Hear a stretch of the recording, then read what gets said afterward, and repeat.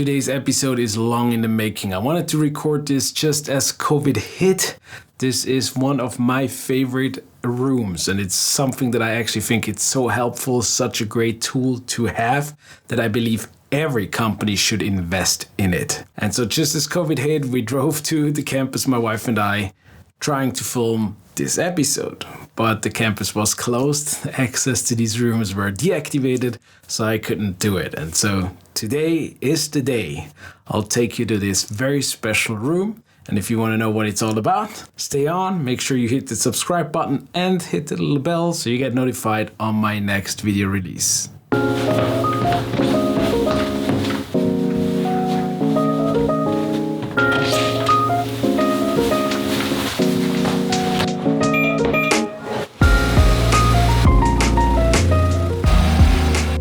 Now on the Microsoft campus here in Redmond, and I believe I returned to the birthplace of this awesome thing that I'm about to show you today.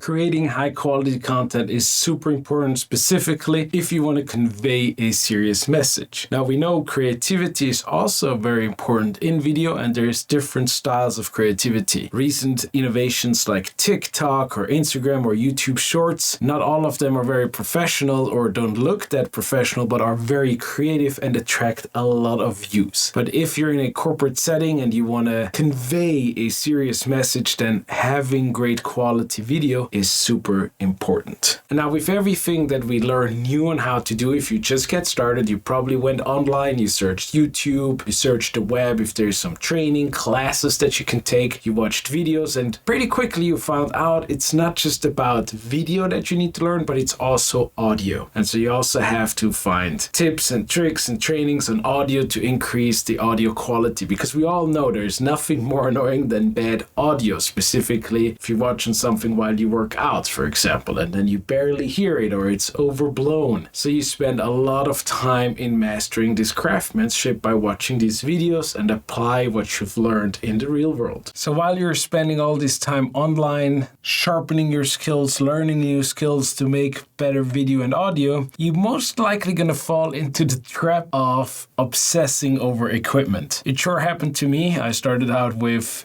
a different setup than what I have now, and I did make some videos about what are some of the things I would buy right away if I had to start from the beginning again. And even though a lot of vloggers they really put effort in telling us it's not about the equipment, it's about how you're telling the story, etc. And they are right. But there is some equipment that can make your life easier. If you're interested, just check out the link. And so talking about obsession of equipment, just this year, I upgraded my camera to a used Sony Alpha A7S Mark III. And the reason is I wanted to shoot in 4K 10-bit colors, and I used the Panasonic GH5S for that. Problem is the Panasonic is not good at autofocus. And so since in my case, I film myself, I often then in post-production found out that I'm not in focus. And that was very frustrating because it took the camera a long time to adjust. Now, professional teams, they don't rely on autofocus like me as a beginner, but for me that was annoying. And Sony has a super fast autofocus, which now reduces for me to have the headache that once I filmed and I'm in post-production and I'm upset about the focus, to have to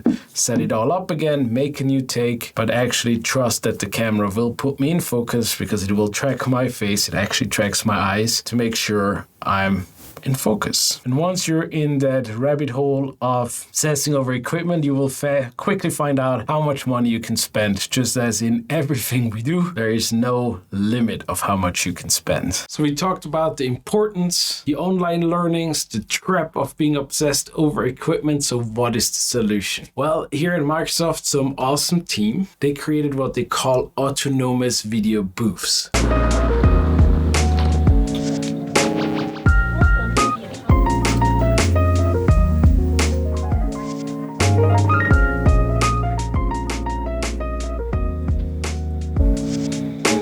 You have seen me now talk in different setups, in different environments, and what this autonomous video booth is, it really allows me with one push of a button, it can dial for different settings that is next to me. I badge in with my Microsoft badge. I can record takes, I can bring my slides, I can change my backgrounds. In fact, for example, now it looks like I'm in some kind of conference setting like Build or Ignite. I can change that, let that up, and behind it will be a green screen, which also would allow me then in post-production to do whatever background I want. I could be talking to you from the top of a mountain in the Alps. I could talk to you from my home office, whatever it is. My point is, I think every company should invest in something like this. I do not know the software. I think the team here wrote it themselves, because once I recorded it, I get an email. I can then edit the content, put my slides in. But every video booth has basically two cameras, one with a close-up shot, it has a teleprompter, it has a second camera for wide shot. One of the booths you saw has one camera facing down where you could do unboxing videos or other things that you actually want people see looking at your hands or whatever you want to show. You make all these things, then you export it, and that is. I think the cost, probably anywhere between $60,000 to $100,000. That's what I would guess. I do not know because we're not selling it. But when I was in marketing, I can tell you that any video we produce with a crew is anywhere between $40,000 and $60,000. That's what it costs here in Redmond to do anything. I know that you can do things cheaper. Maybe you get it $20,000-$30,000, but that's per video. Think about, you could invest that money or tell your employer to invest money in one booth, fully autonomous. You don't have to worry about the equipment, the audio, the lighting, everything is here. I come in here, all the lights goes magically on, I hit that button, I record it, the system sends me an email. This is pretty awesome. I mean, the quality of the recording here versus all these trainings you see internally where people just have their webcam, maybe they have a small external webcam, but you can't compare production value of either of any alternative to this. And so I'm a big fan. And so if you're working at Microsoft, then follow me. Here on the Microsoft Redmond campus, we actually have 4 booths. You can request a booth. I can just reach out to me. It's probably easier internally for Teams, and I give you the internal link that has all the information, including the Teams SharePoint site, where you can learn more about this awesome invention of the autonomous video booth. Imagine you're a company that has a bunch of employees, you make good money, and you would invest in something like this autonomous video booth. And I don't know where to buy it. I know we don't sell it. I don't know if we ever will sell it, but you know the technology is out there and you would invest in something like this. And now all your employees could very easily, with little effort, create videos about product, services your company sells and use that on their social media, allowing them to position themselves as subject matter experts, allowing to spread the news of services your company renders, and even internal trainings. Like, just up that production value that people are not like, oh my goodness, do I really gonna have to stare into their nostrils for the next 40 minutes? Or like, let me just do something else. And again, it may have sounded like a lot of money when I said